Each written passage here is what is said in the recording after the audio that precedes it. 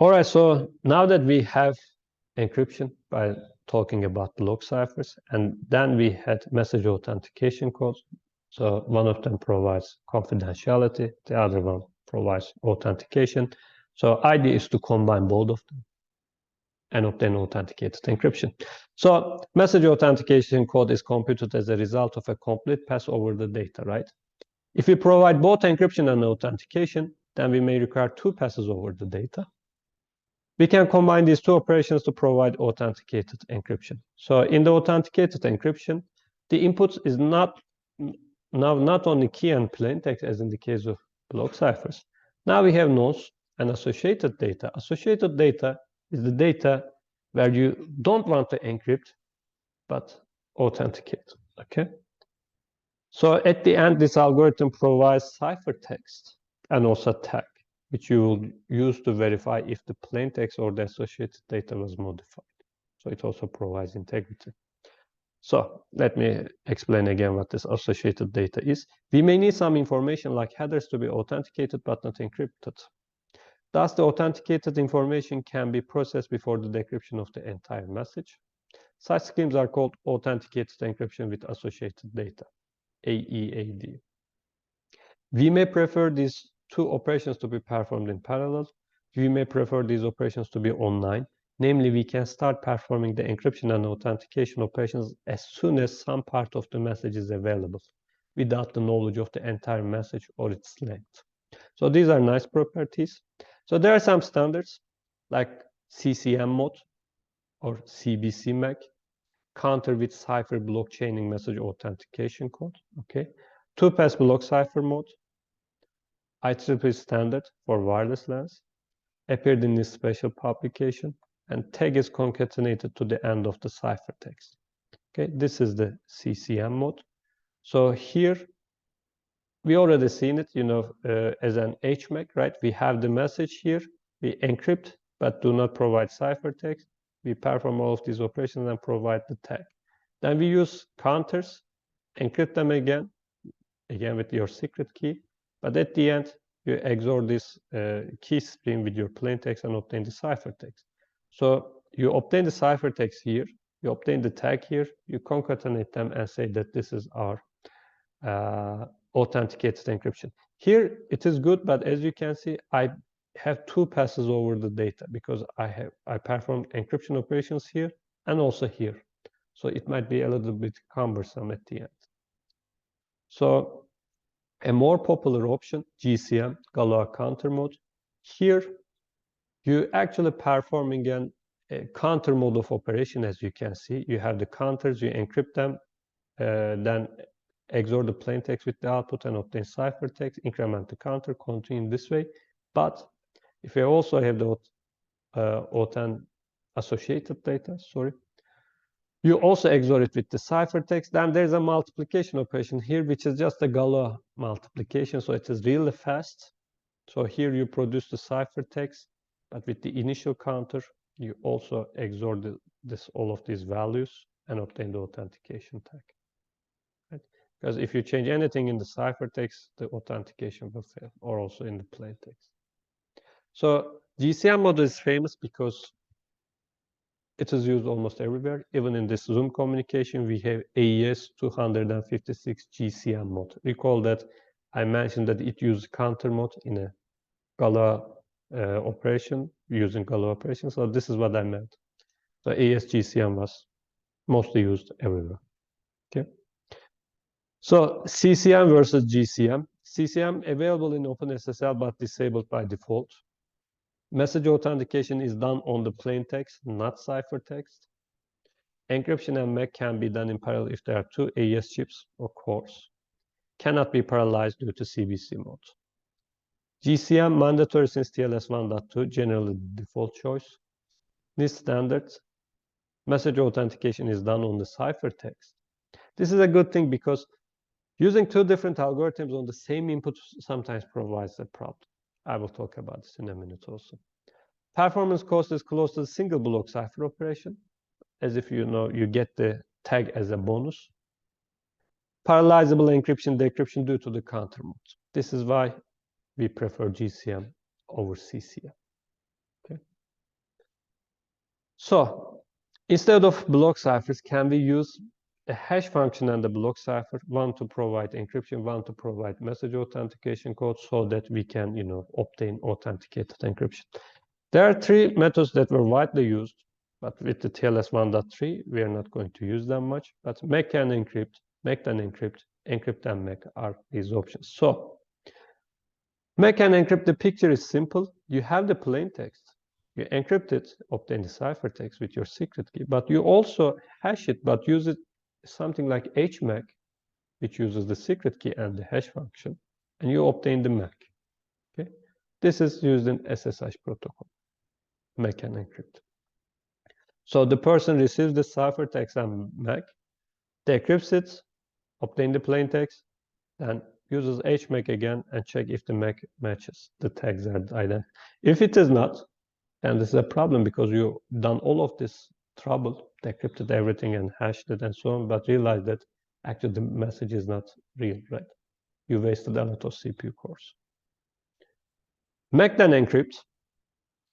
You put the plain text into hash function like hmac SHA-2, obtain the tag, then encrypt the whole thing. Okay, so you first calculate the MAC, the tag, and then encrypt it. So this is used by TLS 1.2 and prior, and TLS 1.3 is expected to support AEAD. So I wrote this sentence before TLS 1.3 was finalized. So I was expecting Caesar competition to end soon, and then the winner will be included in TLS 1.3, but instead they didn't wait the competition to end, but they used ChaCha as the algorithm. So this is what used in TLS 1.2.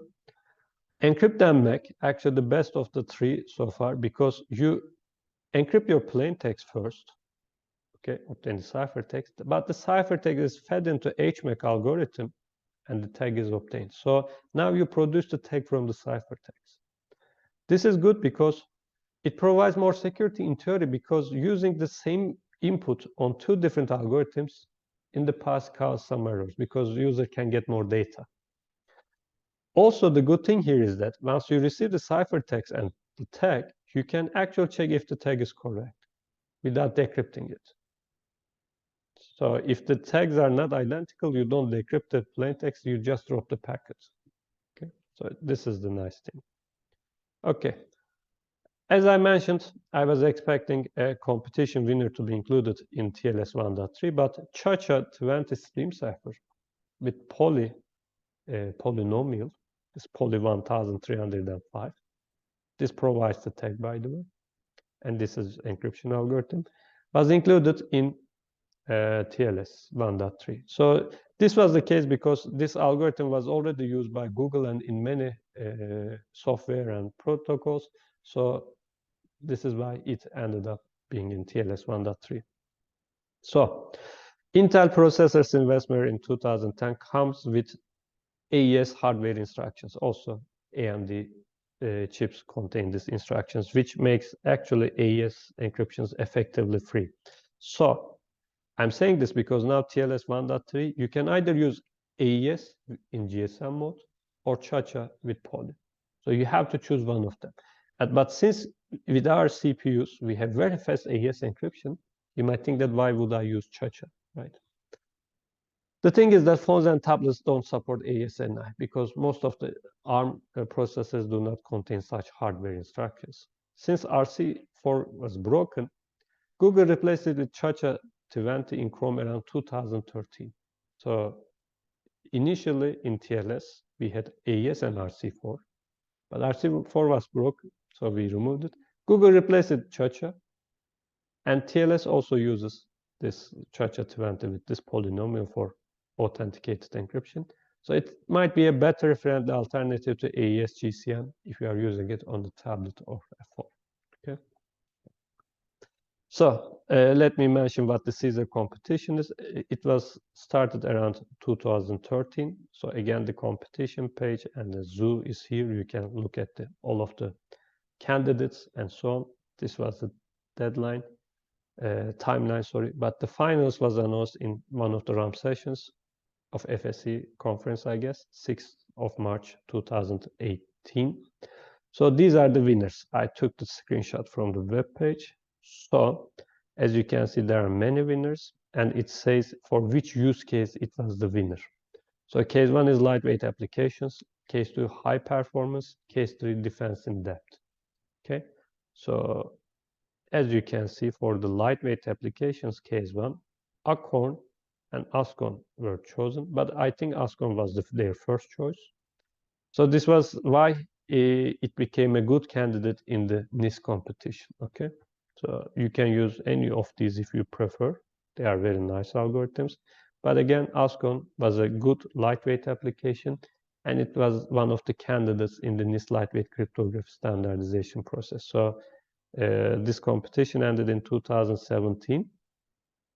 Sorry, 18 actually, the winner is announced. But around 2015, NIST started to talk about standardization of a lightweight algorithm. So they started with workshops. They discussed this idea with academia and industry, and they realized that the industry really needs such a standard. So this is why in 2018, they announced the requirements, and the submission deadline was 2019. As you can see, it was year after Caesar competition. So there were 56 first-round candidates. Then some of them were eliminated.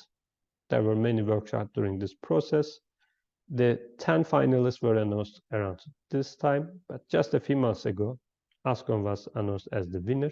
So next month, we will have the 6th workshop where we will talk about ASCON, its performance, its security, and so on. So it will be a virtual workshop again. So the initial workshops were physical, but due to pandemic, the last few workshops were virtual. So this time this will be virtual, and if you're interested, you could freely join this process. But ASCON won this competition. So it was one of the winners of the Caesar competition, but it's also won the NIST competition. And currently NIST only have 4 standards for encryption. AES is their first choice. Skipjack is designed by NSA and provides only 80-bit security. Triple DES will be outdated. I mean, NIST will remove it in 2024. So we will end up with AES and ASCON. So whenever AES wouldn't be good for you, you can use ASCON. So ASCON, I believe, will be very important in the future due to IoT devices and so on. So for network security, it is important. So I'm not going to go into the design of it, but it was designed by Dobranik, Eschleder, Mendel, and Schlaffer. So it is a sponge construction. Like as in the case of SHA-3, as you can see, sponge constructions are beginning to dominate the standards. So inside the sponge function, I mentioned that there is a function which we want it to act like a random permutation. There they use a substitution permutation network. So the block size depends on your choice. This is actually the rate in the sponge function. So, but the ASCON's default version is 64 bits for the rate. So it's a block cipher that encrypts at 64 bits at a time. Internal state is smaller compared to SHA-3, 320 bits. So this is why it is a lightweight design. Key is 128 bits. Initial version of this ASCON also supported 96 bits, but then they removed it, which was a nice call, I believe, because 2 to the 96 is within reach, actually. So brute force attacks will break it. So nonce is 128 bits, and the algorithm provides a tag 128 bits. So this is how you obtain both encryption and authentication. So this is a nice lightweight authenticated encryption algorithm, but it is not a parallelizable algorithm.